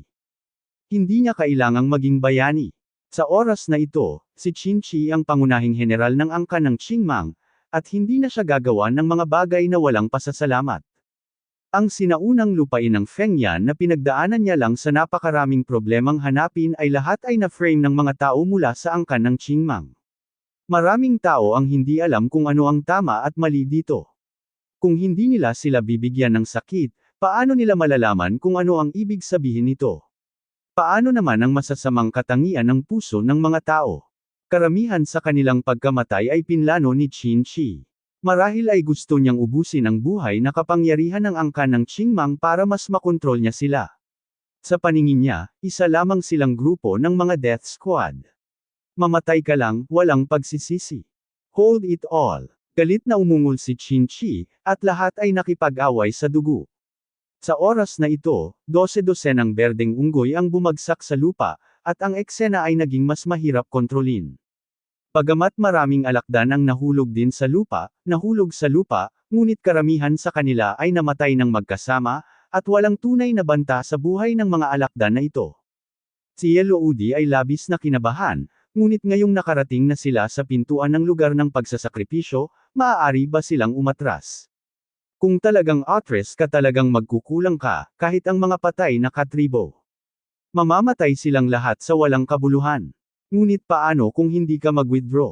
Ngayong napakaraming alakdan, unti-unti na nilang kinakain ang sigla ng kanilang angkan ng Qingmang. Kung magpapatuloy ito, may kamatayan lamang sa huli. Ancestor Qin Shi, ano ang dapat nating gawin? Sa wakas ay hindi na nakayanan ni Yellow Udi at nakahingi na lamang siya ng tulong kay Qin Shi. Now is a critical period. You must resist. Pupunta ako sa sacrificial place para malaman muna. Walang pakialam si Qin Shi sa buhay o pagkamatay ni Yellow Udi at ng iba pa. Sa halip, naglakad siya pasulong ng hakbang-hakbang, humarap sa mga pag-atake mula sa kanyang paligid. Wala rin siyang awa at sinuntok ang mga alakdan, napaatras silang lahat, ngunit siya lang ang hindi nakapansin sa angkan ng Qingmang. Sa kanyang mga mata, tanging ang malaking batong altar ang naroon. Nakikita ang parami ng mga taong namamatay, at ngayon ay wala ng paraan, ang puso ni Yellow Udi ay puno ng kawalan ng magawa. Ang ninuno ni Qin Shi ay walang pakialam sa kanilang buhay o kamatayan, at sumusunod lamang sa jablo at dumiretso sa altar. Ang hindi niya alam ay hindi si Qin Shi ang sinapian ng jablo, kundi ang mga Qingmang clan na tunay na sinapian ng jablo. Sumunod sa akin ang lahat at lumabas sa sinaunang lungsod. Galit na sigaw ni Yellow Udi at mabilis na naghanda para umatras. Gayunpaman, ang hindi niya inaasahan ay hindi maraming tao ang handang umatras kasama niya. Sa kanyang mga mata, ang buhay ng kanyang mga tao ay higit sa lahat. Ang pagharap sa napakaraming alakdan sa panahong ito, halatang nalulula na sila. Napakalupit talaga ng eksenang ito. Parami ng parami ang mga taong nahuhulog sa pool ng dugo. Hindi tayo maaaring umatras. Sinabi ni Ancestor Qin Shi na ang ating tagumpay ay nasa harapan natin. Hanggat sinisira natin ang lugar ng pagsasakripisyo, magagawa nating alisin ang sumpa sa atin. Talagang hindi tayo maaaring umatras. Sigaw ni Lobos sa isang malalim na boses. Tuldok. Maraming tao ang tumayo sa tabi ng Lobos at nakipaglaban hanggang kamatayan sa mga alakdan na ito. Bagamat alam din nila na ang mga alakdan na ito ay malamang na magpapabagsak sa kanilang angkan ng Qingmang, hanggat may kislap ng pag-asa, hindi sila dapat umatras. Ito ang pagkakataong ibinigay sa kanila ng mga ninuno ni Qin Shi. Clan leader, masyado kang duwag. Ni hindi mo alam kung ano ang gusto namin. Tama, Patriarch, sapat na ang pang-aapi ng sumpa sa loob ng maraming taon. Kailangan na nating umalis dito, dapat nating sirain ang sumpa sa ating sarili, at hindi na tayo magiging alipin muli. Ngayon ang mga ninuno ni Chinchi ay ang pag-asa natin. Nasa harapan na natin ang pagkakataon. Kung tayo ay umatras, hindi na tayo magkakaroon ng ganoong pagkakataon. Kung gusto mong pumunta, maaari kang pumunta mag-isa, hindi ka namin susundan. Oo, sundin. Ang mga ninuno ni Chinchi hanggang sa kamatayan, si Chinchi. Aakayin tayo ni Ancestor Chi para sirain ang sumpa. Panipi. Sundin si Ancestor Chinchi hanggang kamatayan. Nakakagulat ang mga sigaw, ngunit sa oras na ito, labis na nadurog ang puso ni Yellow Udi. Hindi niya inaasahan na ang kanyang mga salita ay tatanungin. Ito pa rin ba ang nagkakaisang angkan ng Qingmang noon? Ngayon ang kanyang mga salita ay wala ng silbi, at sinundan na niya si Chinchi para sakupin ang mundo. Noong una ay gusto niyang hayaan ang lahat na umatras mula sa sinaunang lungsod at panatilihin ang kanilang lakas, ngunit ngayon ay nakaakit siya ng maraming pagsaway. Dito sa oras na iyon, nakaramdam ng matinding panlulumo si Yellow Udi. Ang mas nakakalungkot ay ako, bilang pinuno ng angkan, ay nabigo ng sobra. Lahat sila ay nabaliw. Para masira ang sumpa, itinaya nila ang lahat. Iniisip pa nga nila na sila ay duwag at iniisip na dapat silang magwala, kasama nila at sama-samang sumugod sa kamatayan. Ang dulong punto. Kayong mga baliw, ang kamatayan ay parang lampara na namamatay, kaya paano kung maalis ang sumpa? Napakatigas ng ulo ninyo kaya ako nagagalit.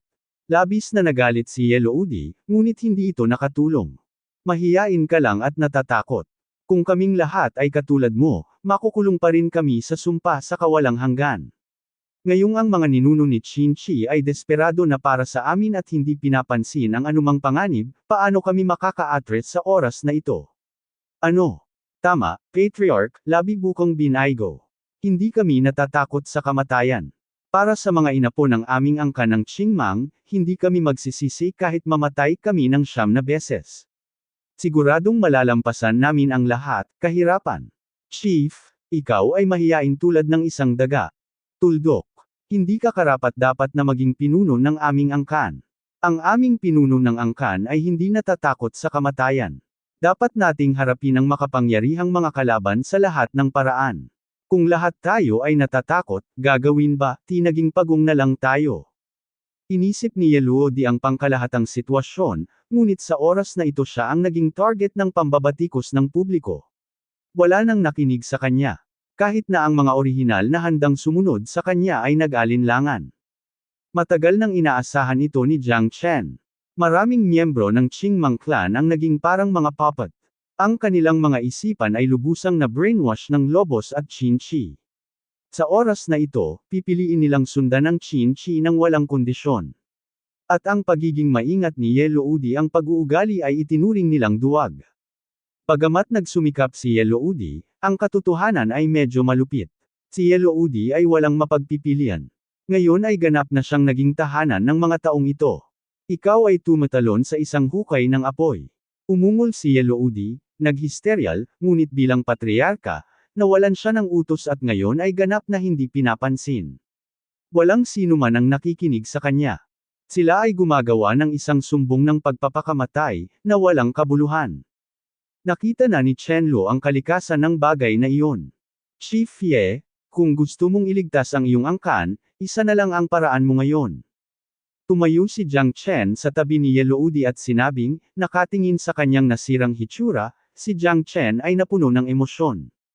Ano ang magagawa natin? Biglang itinaas ni Yellow Udi ang kanyang ulo at tumingin kay Jiang Chen na puno ng pag-asa. Puntahan mo si Chinchi. Sabi ni Jiang Chen. Ano? Ito. Hindi makapaniwala si Yellow Udi sa mga salita ni Jiang Chen. Dapat alam na alam mo ngayon kung ninuno mo ba siya. Kung magpapatuloy ka, papatayin ng mga alakdan na ito kayong lahat na angkan ng Qingmang. Hindi ito walang basehan, at iisa lang ang layunin niya. Gusto niyang mahanap para sa kanya, ikaw, ang Qingmang clan, are his vanguard in this place of sacrifice. Alam mo ba kung bakit ko siya natalo pero hindi ako nakipag-away sa kanya? Dahil gusto ko lang makita kung anong mga pakulo ang gusto niyang laruin. Tumingin si Jiang Chen kay Ye Luodi ng mahinahon. Tuldok. Malungkot ang mukha ni Ye Luodi, at ang kanyang isip ay puno ng pakikibaka. Ang mga salita ni Jiang Chen ay hindi makatwiran, ngunit ang kanyang mga preconceptions ay nagparamdam pa rin sa kanya na ang pagkakakilanlan ni Qin Shi ay hindi ganoon kadaling matitinag. Maaari mong piliing huwag paniwalaan ito, ngunit nakita mo na ang resulta. Hindi sila kalaban ng mga alakdan na ito, at ang magagawa mo lang ay panuurin ang mga miyembro ng iyong angkan na isa-isang bumagsak, sa isang pool ng dugo, at ang kanilang mga buto ay madudurog. Inilibing ng tuluyan. Kaya, wala siyang pakialam sa buhay at kamatayan ng angkan ng Qingmang. Isa na siyang demonyo, naghahanap ng gusto niya, mahinahong. Sabi ni Jiang Chen. May halong damdamin si Ye Luodi sa kanyang puso. Hindi niya alam ang sinabi ni Jiang Chen. Hindi para maghasik ng discord, pero at least at this moment, wala siyang choice. Pumunta ka kay Qin Shi, labanan mo siya hanggang kamatayan, at lumaban hanggang kamatayan. Saka mo lang hahayaan ang iyong tribo na makatakas sa kanyang kontrol. Ngayon ay mga puppet na lang sila, at isa ka lang pinuno ng angkan na walang pakialam. Panipi. Okay, pupunta ako ngayon. Hindi umatras si Ye Luodi ngunit sumulong. Sa oras na ito, ang pagpipili ang ibinigay ni Jiang Chen sa kanya ay ang isa at ang pinaka-epektibo. Tanging si Qin Shi lamang ang nagpakita ng kanyang huling mga pangil, at ang tanging pagpipilian ay ang hayaan Jin Aiseng ni Ye Luodi ang angkan ng Qingmang, at makikita ng mga miyembro ng kanilang angkan ang tunay na mukha ni Qin Shi. Sa oras na ito, hindi na niya itatago ang kanyang sarili. Jiang Chen, mangyaring tulungan ang aming angkan ng Qingmang na makayanan ang mga paghihirap. Nagpapasalamat si Ye Luodi. Sabi ni Ye Luodi na may tame time na ekspresyon. Gagawin ko ang aking makakaya. Sumimangot si Jiang Chen. Kung kikilos siya sa oras na ito, magiging mahirap na tiyakin kung malalaman ni Ye Luodi ang tunay na pagkakakilanlan ni Qin Shi.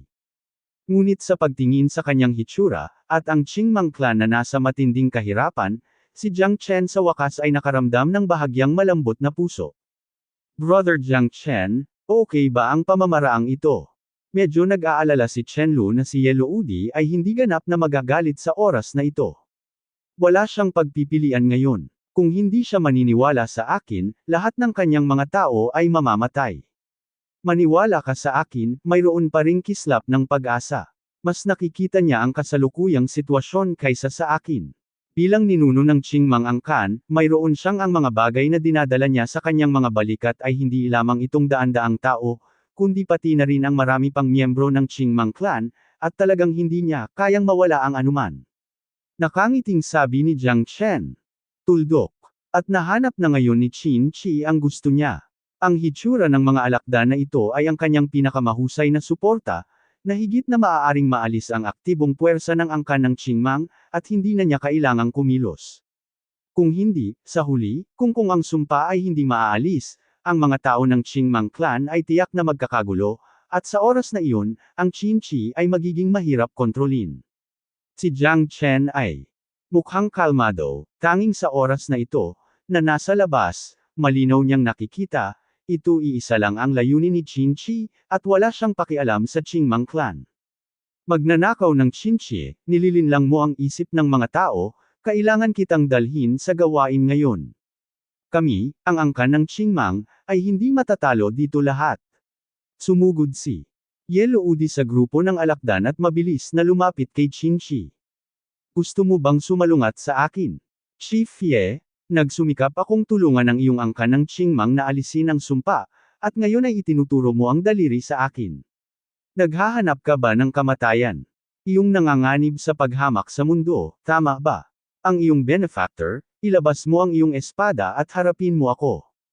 Sabi ni Qin Shi na may kalahating ngiti, nangunot ang kanyang mga kilay. Ang aming Qingmang clan ay nawala ng daan-daang tao, at pumikit ka. How dare you say it's for us? Ginagamit mo lang kami para tulungan kang mahanap ang gusto mo. Galit na galit si Ye Luodi. Tuldok. Nakakalungkot, Chief Ye, hindi ka ba natatakot na palamigan ang puso ng lahat sa pamamagitan ng paggawa nito?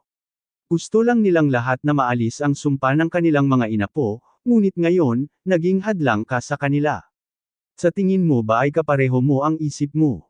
Nakangiting sabi ni Qin Shi. Hindi ako magkakaroon ng anumang mga paghihigpit sa kanila. Kung may gustong umalis, hindi ko sila pipigilan, ngunit lahat sila ay sumusunod sa kanilang sariling mga puso at nais na sirain ang selyo sa kanilang sarili, kaya walang makakapigil sa kanila. Will. Shin. Chi mahinahong sabi, ngunit sa oras na ito, ang lahat ng mga tao ng angkan ng Qingmang ay nagsimulang tumitig kay Yellow Udi.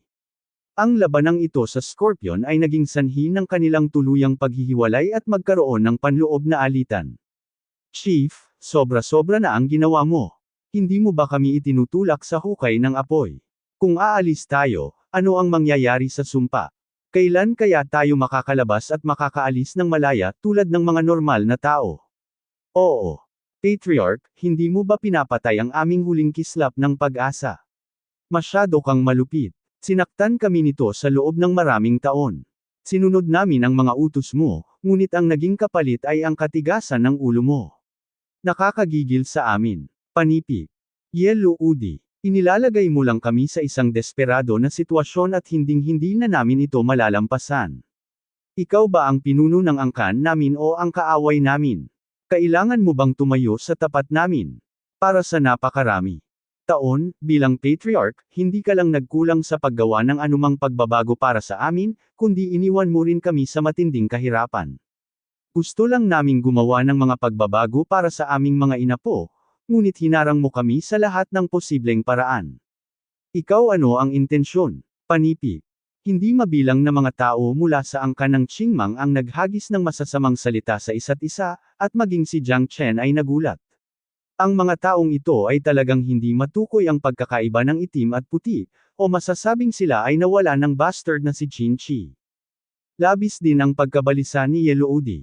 Siya na nagwagi sa puso ng mga tao ay nanalo sa mundo, ngunit ngayon ay tuluyan nang nawala ang puso ng mga tao at nawala ang suporta ng lahat. Gusto ng mga taong iyon na paalisan siya mula sa angkan ng Qingmang. Bilang pinuno ng Ang Clan, sobra na ang ginawa niya, fail. Ngayon ay nakita na niya ng malinaw ang asensya ng bagay. Ang Qin Shi na ito ay ganap na nagbulag sa mga mata ng kanyang mga tao at gumamit ng medyo matinding paraan upang hamanin ang kanyang ilalim.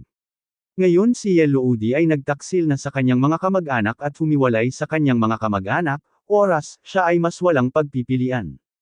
Sa kaliwa ay ang buhay at kamatayan ng kanyang mga tao, at sa kanan ay ang kanilang 10 milyong taon ng sumpa. Nag-aalala si Yellow Udi na kahit anong panig ang piliin niya, pagsisisihan niya ito. Ngunit wala siyang pagpipilian. Upang mailigtas ang kanyang kasalukuyang mga miyembro ng clan, kailangan niyang gawin ito. Maaaring tama si Jiang Chen, dahil kahit na matalo niya ang Qin Shi, hindi niya piniling samantalahin ang panganib ng iba. Sa harap ng ganap na mga interes, walang sino man ang maaaring lumayo. Nakuha ni Qin Shi ang pagkahumaling sa puso ng angkan ng Qingmang, kaya maaari niyang pamunuan sila sa pamamagitan ng ilong. Sa oras na ito, si Yellow Udi ang nagsaalang-alang sa pangkalahatang sitwasyon at naging kanilang kaaway at tumayo sa kanilang kabaligtaran. Tama si Yellow Udi, at hindi rin mali ang mga miyembro ng angkan ng Qingmang, ngunit may iba't ibang ideya sila.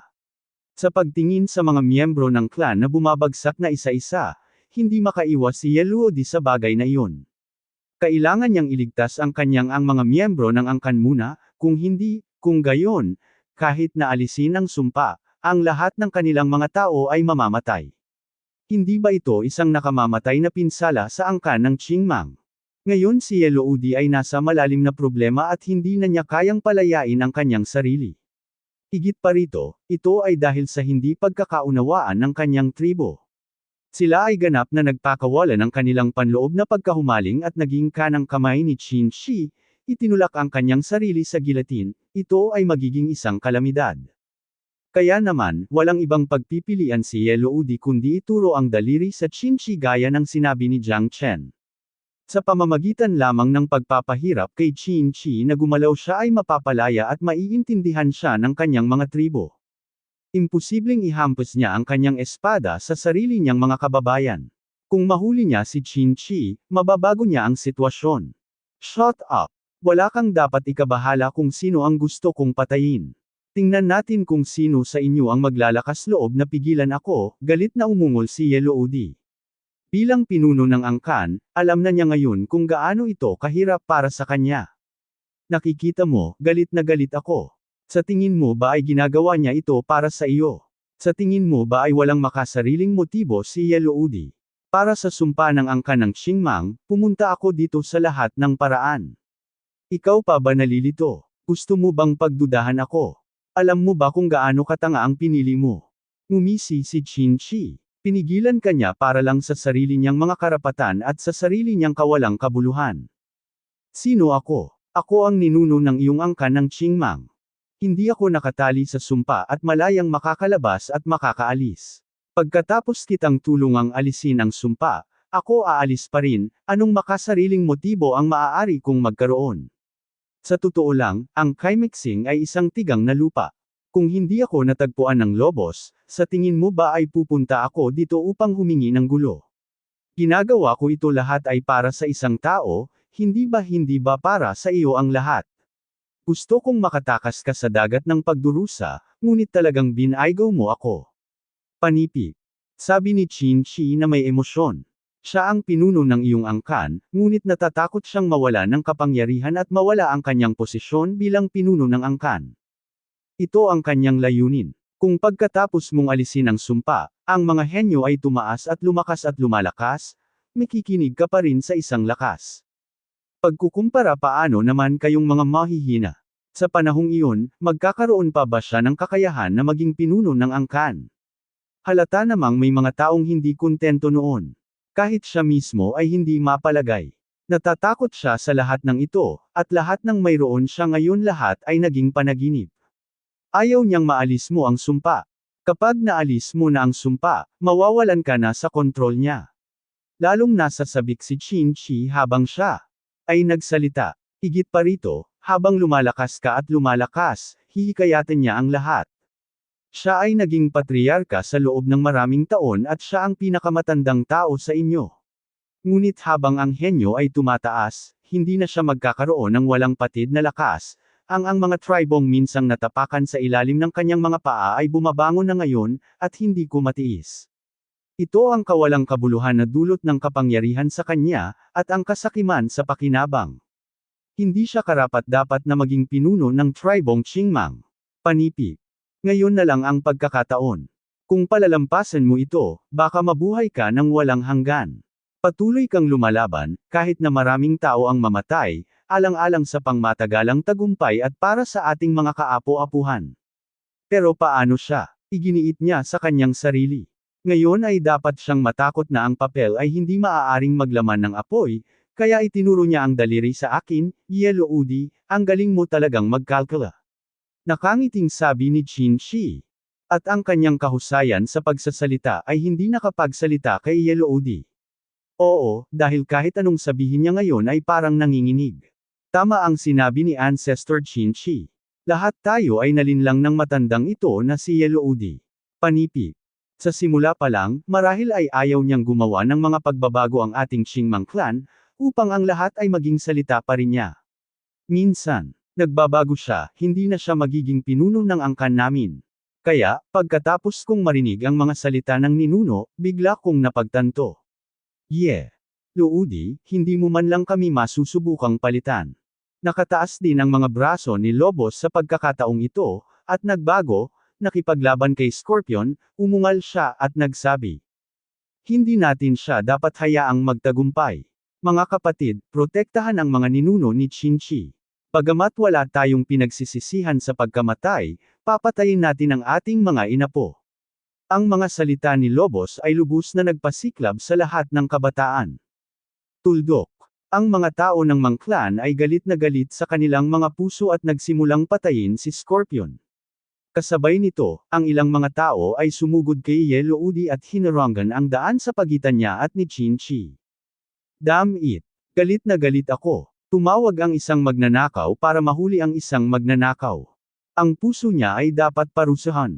Kung hindi kita papatayin ngayon, ako, si Yellow Udi, ay hindi kailanman magiging tao. Para sa kapakanan ng angkan ng Qingmang, papatayin kita dito kahit mamatay ako. Lumipad si Yellow Udi. Mula ngayon, papalapit na siya sa Chin-Chi. Bagamat nasa tuktok na siya ng antas ng bituin, ang kanyang lakas ay natutulog sa tuktok ng star level ng masyadong mahaba. Kahit na ang half-step na Nebula level master ay hindi makakapantay sa kanya, kaya laban kay Chin-Chi, at wala siyang takot. Kumunot ang noo ni Chin-Chi. Ayaw niyang kalabanan si Yellow Udi. Gusto niyang hanapin ang kanyang kayamanan, ngunit ang taong ito ay parang plaster ng balat ng aso, ganap na nakasalikop sa kanya.